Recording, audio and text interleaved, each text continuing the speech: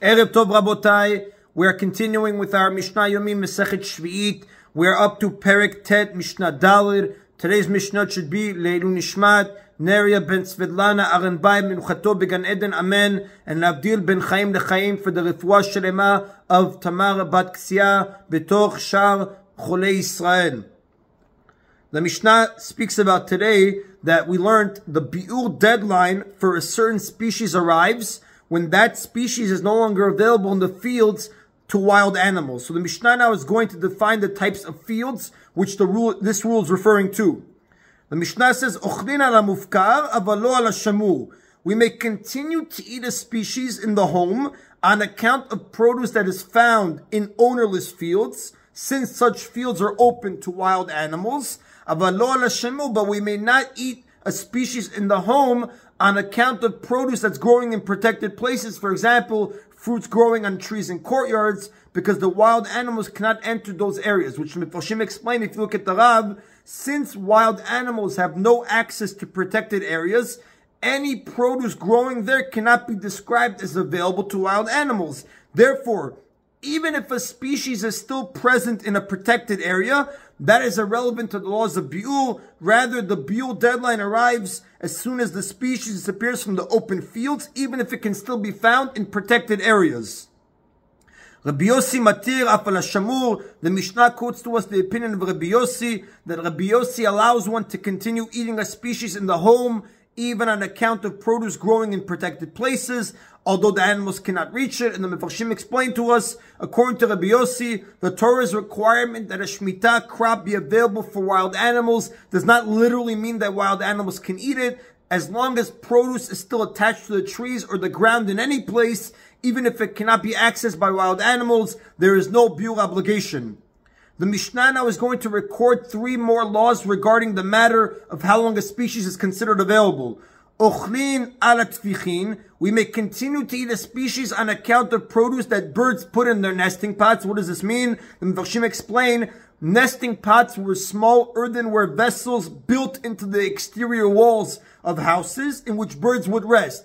Birds would gather kernels of grain from the fields and bring them to their pots. The entire time that Shemitah kernels are found in the pots, the time of biur has not yet arrived, and one may continue to eat the kernels at home. The Chazon Ish writes, quoted by the Article Elucidated, even the first Tana would agree with this ruling, because although the grain in the pots is not accessible to wild animals, it is not protected since it can be eaten by birds. The Mishnah continues, Vala Dufra, and on account of the second crop of a double crop tree. What does that mean? Some fruit-bearing trees, explain the Mefarshim, produce 2 crops in a single year.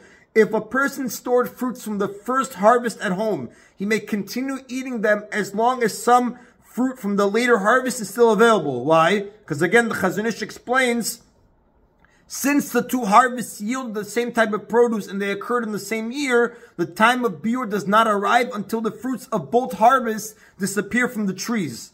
The Mishnah continues, Aval lo al hasit vaniyot, but we may not eat early ripening grapes, which fully ripen on Shemitah, on account of winter grapes, which begin to ripen on Shemitah, but do not become fully ripe until the winter of the 8th year. And the Mefarshim explain, the Rav says, what are winter grapes? Winter grapes are given their name because they grow mainly in the winter. And the Mefarshim point out, winter grapes that begin to ripen during Shemitah are considered Shemitah produce, even though they are not picked until after they have grown completely in the winter of the next year. Now, since these grapes have the status of Shemitah produce, the biur deadline should depend on their availability in the fields, meaning we should be allowed to eat any Shemitah grapes the entire time that winter grapes are in the field. However, the Chachamim decreed that winter grapes should not be taken into account in determining the biur deadline because they seem like produce of the 8th year.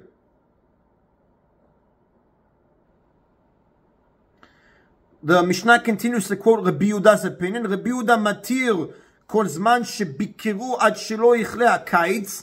Rabbi Yehuda allows one to continue eating early ripening grapes on account of winter grapes, provided that the winter grapes had begun ripening before the summer harvest had not yet ended. Rabbi Yehuda, the Mefarshim point out, Rabbi Yehuda maintains that if the winter grapes had begun ripening before the end of the Shemitah harvest, it is clear that they are Shemitah produce, even though they don't fully ripen until the 8th year. Therefore, there is no need for this rabbinic decree in this particular case, and therefore Rabbi Yehuda says, we may therefore continue eating the early ripening grapes the entire time that these winter grapes can still be found in the fields. Again, the first rabbi held by when it ripens, when it fully ripens, and Rabbi Yehuda holds by when it begins ripening. And the Rav tells us in Al-Haq Rabbi Yehuda, the halakha does not follow Rabbi Yehuda. That is in Rabotai Mishnah Daud. Mishnah Hey now is going to discuss the time of Biul for different species that were pickled together. If someone pickles 3 types of vegetables in a single barrel of vinegar or salt water, and each type absorbs the flavor of the other 2 types, Rabbi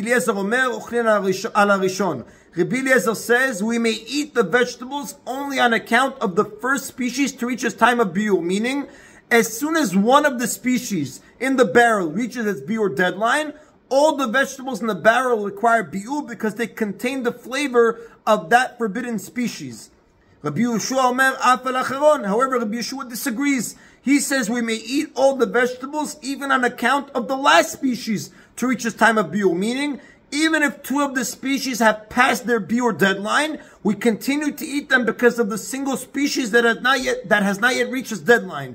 Since the first 2 species have absorbed flavor from the 3rd species, which is still permitted, they too are permitted. And the Mefarshim explain, according to Rabbi Yeshua, the fact that one species has absorbed flavor from another species creates a leniency. Why? He learns from a pasuk in the Torah that even after a species has disappeared from the fields, we may continue eating it if it contains some aspect, even just the flavor of a species that is still permitted.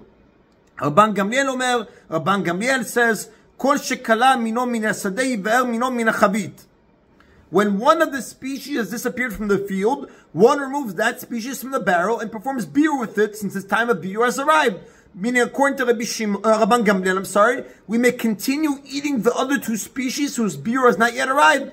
According to him, each species is treated as a separate entity, despite the fact that it absorbed flavor from the other 2 species. And the Mefarshim point out, Rabban Gamliel learns from a pasuk in the Torah that the obligation of biur takes effect on the substance of a vegetable and not on the flavor it had already given to other food. Meaning, when a vegetable passes its biur deadline, only the vegetable itself becomes subject to biur, while any flavor it has imparted to other food does not require biur. Therefore, we can continue eating the other food despite the flavor it absorbed from the now forbidden vegetable, since the biur obligation never took effect on the flavor. And the Mishnah tells us, "V'halakha kidvarav," and the halakha follows the opinion of Rabban Gamliel.